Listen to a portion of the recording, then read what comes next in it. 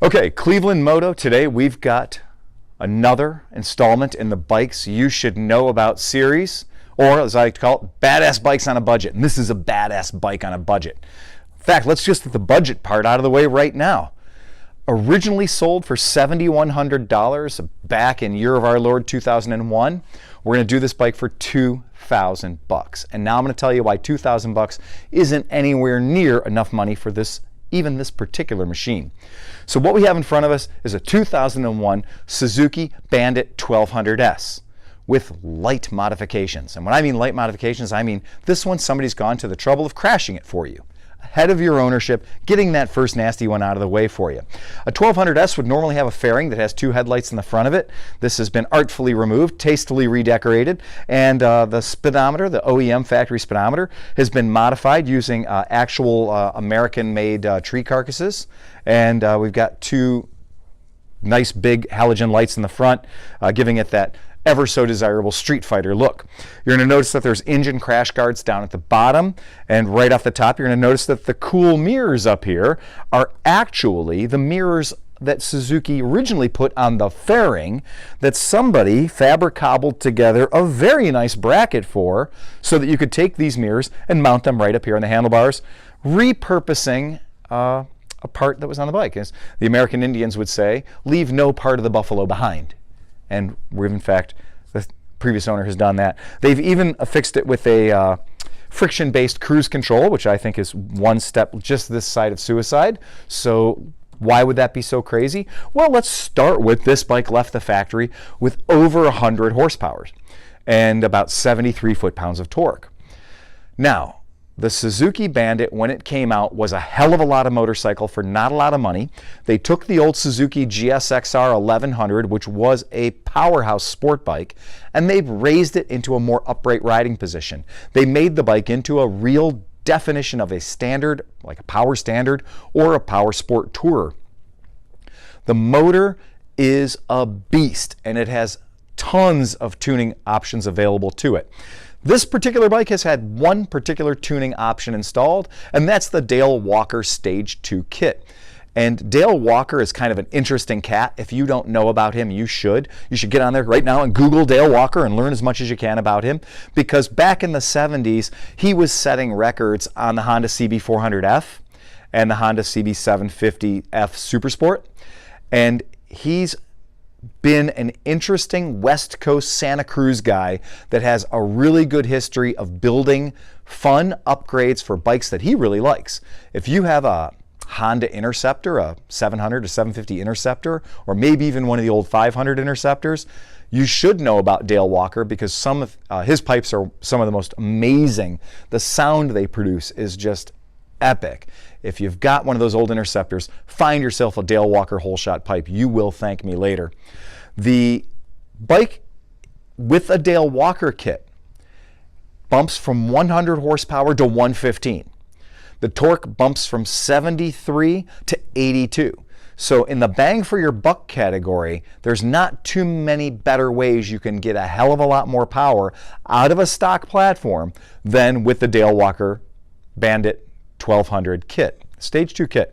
Works great. It's a jet kit. It's pretty darn easy to install if you're a good mechanic, and you're going to change the air filters as well. You're going to put a lot more air into this machine and quite a bit more gas to match it. And that's, of course, if you've got a replacement exhaust system on the bike. It's not designed to work with a factory exhaust system. The bike really has a lot of cool features from the factory. First, it's got the digital fuel gauge. In 2001, they made the gas tank a little bigger on this bike. They went up to a 20-liter gas tank, which gave you a little bit more range. In 2001, they upgraded the brakes. They went to these monster 6-piston Tokiko calipers. I mean, 6 pistons on each side of that front end. So when you use the brakes on this, it's not just a suggestion. The bike is stopping right now. The bike weighs about 475 pounds, so it's not even real heavy for a 1200. It's a pretty reasonable weight for a 1200cc motorcycle. The dashboard speedometer goes up to 170 miles per hour. I think you're going to find with this bike 155 is probably where you're going to be topped out. The tach goes all the way up to 11,000. I've not had it close to there. I know the rev limiter on these, I think, historically comes in at about 10,700 RPM. Again, that's for a 1200cc bike, so this is a bike that really does like to rev. It's been upgraded to stainless steel brake lines. A lot of care has been put into this bike to be a hell of a lot of fun. Now let's talk about that. With the bike itself, why is there such a cult following? Why are so many people loyal to the Bandit 1200, Bandit 1200S? Why are they following it so much? Well, it turns out it's one of the greatest wheelie bikes you can buy. Various magazines, various articles over the year, when they list the top 10 wheelie bikes, the DRZ 400 is usually right at the top of the list, and this bike is usually somewhere in the top 4.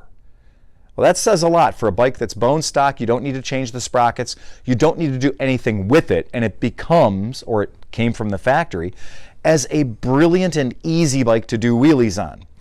In fact, if you attend the wheelie schools, I know there's some fellas in Britain were making a lot of money for a while teaching you, guaranteeing you, wheelie in one day or your money back.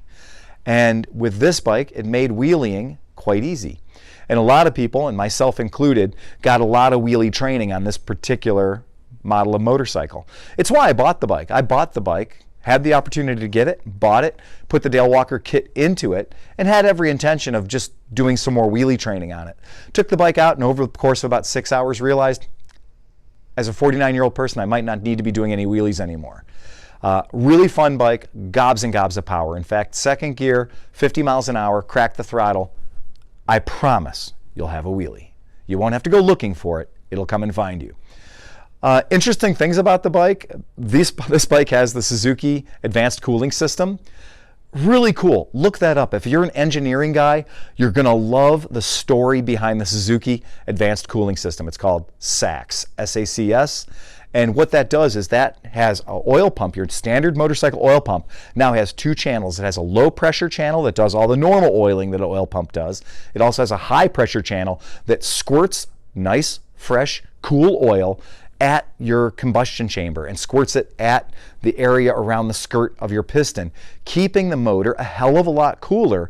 And this was a technique used in the fighter planes of World War II to keep their motors running cooler when they were up at those super high thin air altitudes. Really a neat thing, and it's built into the bike. Suzuki used that SACS system in a lot of bikes.